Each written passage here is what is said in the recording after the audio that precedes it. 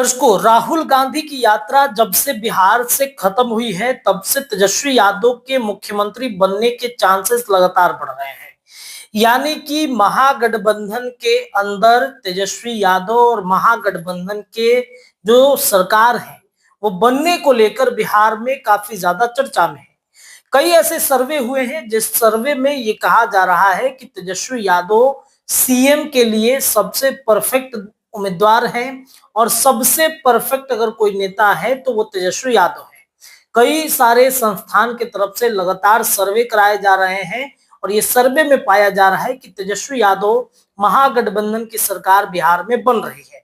ये अलग बात है कि महागठबंधन के अंदर सीट बंटवारे को लेकर अभी चर्चा चल रहा है, विवाद चल रहा है, लेकिन सर्वे में तेजस्वी और महागठबंधन की सरकार बनता हुआ देख अमित शाह, जो भारतीय जनता पार्टी के चाणक्य कहे जाते हैं, उनकी चिंताएं बढ़ गई हैं। अमित शाह ने आनन फानन में जेपी नड्डा को बिहार भेजा है और बिहार भेजने के साथ साथ अमित शाह ने एक टास्क दिया है कि वैसे विधायकों को चुना जाए, वैसे विधायकों को चिन्हित किया जाए जिनका ग्राफ लगातार उनके क्षेत्र में गिरा है। आपको लगातार ये खबर मैंने बताया भी है कि भारतीय जनता पार्टी अपना एक सर्वे करा रही है उन विधायकों के लिए जिन विधायकों पर जनता का भरोसा अब नहीं रहा, यानी कि उनके क्षेत्र में पकड़ अब कमजोर होती चली जा रही है दिन ब दिन। लगातार आप देख रहे होंगे कि एनडीए गठबंधन के कई नेताओं का विरोध हो रहा है। कभी सड़कों पर दौड़ा दी जाता है तो कभी बीच सभा में उनके खिलाफ नारेबाजियां चल रही हैं। अब ऐसे में बीजेपी इस बार कोई भी रिस्क लेने को तैयार नहीं है। एनडीए गठबंधन की सरकार में खासतौर पे बीजेपी काफी ज्यादा मेहनत कर रही है। हालांकि मेहनत तो सभी पार्टियां कर रही है, लेकिन भारतीय जनता पार्टी को बिहार में अपनी सरकार बनानी है और इस वजह से एक के बाद एक नए नए जो पॉलिटिकल कहा जा सकता है एक तरीके से रणनीति, वो रणनीति भारतीय जनता पार्टी बीजेपी के चाणक्य कहे जाने वाले अमित शाह की तरफ से लगातार किया जा रहा है। आज बीएल संतोषी से लेकर जेपी नड्डा और जेपी नड्डा से लेकर कई दिग्गजों का जुटान बिहार में हुआ है। बिहार में बीजेपी दफ्तर में अंदर एक मीटिंग चल रही है और इस मीटिंग में ये डिसाइड किया जा रहा है कि एनडीए गठबंधन में हमारी सीटें कितनी होंगी।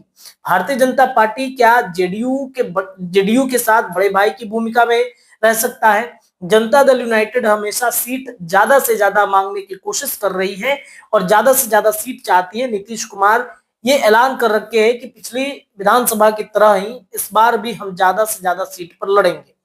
ये अलग बात है कि चिराग पासवान की वजह से पिछली बार की सीट जो है वो जनता दल यूनाइटेड डैमेज कर गई थी। नीतीश कुमार कोई भी रिस्क लेने को तैयार नहीं है।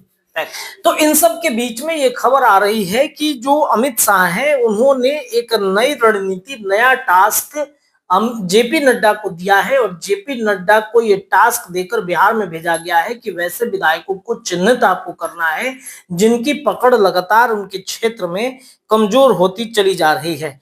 और ऐसे 20 विधायकों को चिन्हित किया गया है जिनकी टिकट काटने को लेकर भारतीय जनता पार्टी ने मुहर लगा दी है। आपको बता दें कि 15 से 20 मौजूदा विधायक का टिकट कटेगा। इसका आधार अधिक उम्र, कम वोटों से जीत, निष्क्रियता और दूसरी पार्टी से आए नेताओं को जगह देना है। राजद और कांग्रेस से आए नेताओं को भी टिकट मिल सकता है। विधानसभा में 6 ऐसे विधायक हैं जिनकी उम्र 70 से अधिक हो चुकी है। 2020 चुनाव में 6 सीटों से जीत हार का अंतर 3000 वोटों से कम था। 8 सीटों पर यह अंतर 20,000 वोट से माफ कीजिएगा 2000 वोट से भी कम रहा। वहीं 13 सीटों पर भाजपा के प्रत्याशी 11 रहे। इसके अलावा अमित शाह की बैठक हुई है और 18 और 27 सितंबर को पटना में क्षेत्रीय बैठक करेंगे। बिहार को 5 जोन में बांटा गया है। 18 सितंबर को पटना, मगध और शाहबाद जोन की बैठक हो गई।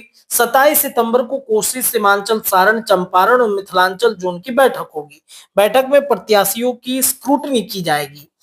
स्क्रूटनी के बाद हर विधानसभा में 5 से 7 संभावित नाम चुने जाएंगे। स्थानीय स्तर की बैठक के बाद 3 नाम दिल्ली भेजे जाएंगे। इनमें से एक प्रत्याशित घोषित होगा।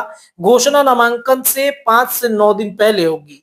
प्रदेश भाजपा कार्यालय में अब तक 1300 नेताओं ने बायोडाटा जमा कर दिया है। 243 सीटों की स्क्रूटनी की जा रही है, जिसमें 103 सीटों पर बीजेपी चुनाव लड़ सकती है, ऐसी चर्चाएं चल रही हैं। हालांकि जिन जोन की जो बैठक होगी 243 सीटों की होगी, इसके अलावा बाकी सीटों पर संभावित प्रत्याशी की सूची घटक दलों की दी जाएगी, ताकि क्षेत्र में पकड़ रखने वाले नेताओं का इस्तेमाल किया जा सके। चुनाव के बाद ऐसे नेताओं को भी पार्टी में बड़ी जिम्मेदारी मिल सकती है। प्रत्याशियों की लोकप्रियता की भी मानक की भी जांच की जा रही है और हर सीट पर पंचायत स्तर पर जनसंपर्क करने की बातचीत की गई है। भाजपा के जो राष्ट्रीय महासचिव हैं बीएल संतोष, उन्होंने ये आदेश दिया है कि पंचायत स्तर पर जाकर भी आप जनसंपर्क करें। तो 243 सीटों की स्क्रूटनी के साथ बीजेपी की 103 सीटों पर स्क्रूटनी होगी। इसमें 3 प्रत्याशियों के नाम फाइनल किए जाएंगे और ये 3 में से एक का फाइनल नाम दिल्ली से तय किया जाएगा। तो ये बीजेपी के अंदर ये सब कुछ चल रहा है। 15 से 20 विधायकों का टिकट कटने की लगातार चर्चा है। आगे की खबर के लिए अपडेट करते रहेंगे। फिलहाल के लिए इतना ही। बहुत बहुत शुक्रिया।